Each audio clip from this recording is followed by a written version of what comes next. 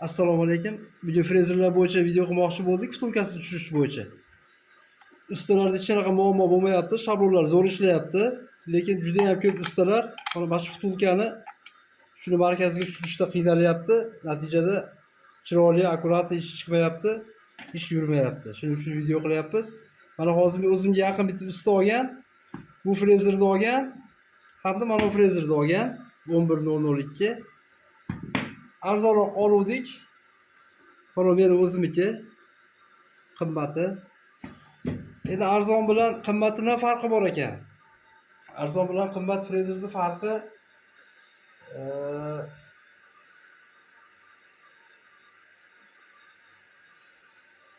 arzon frezerda lufti kattaroq bo'lar ekan.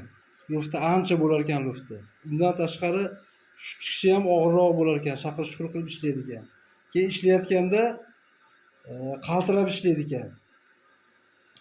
Shu kesayotganda ham qaltirab nonuqroq ishlaydi ekan. Shuning uchun iloji boricha shu filmli toza frezerlarni olishni tavsiya qilar ekan. Mana hozir men bu frezerning vtulkasini tushmagan, bu vtulka tushmagan, tushira olmagan.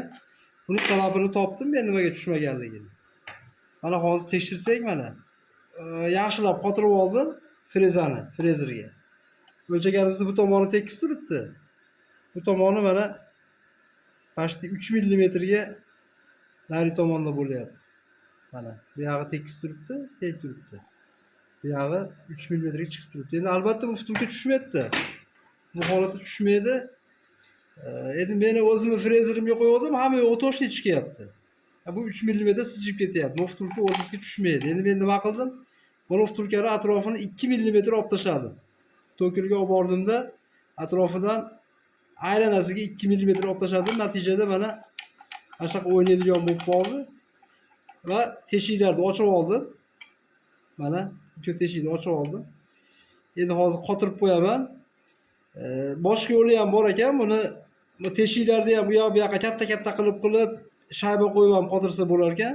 Endi maqsad qanaqa bo'lsa ham shu shunaqa o'rtasi tursa keyin kesar ekanda bu.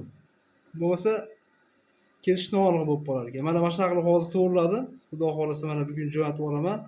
Yaxshi aniq, juda ham chiroyli kesyapti. Endi sifatli ish qilamiz deymiz, lekin arzon mana Xitoyda frezerlari bilan sifatli ish qilsa bo'ladi-yu, lekin mana shunaqa ozgina mashmashalari bo'ladi. Mana shunga e'tibor berib qo'yasizlar. Mana shuni o'rtaga tushirishdi mana. Mana shunaqa qilib, mana teshiklarni to'g'rilab, xudo xolasa qatirib, ustiga yana qaytarib jo'natib olamiz.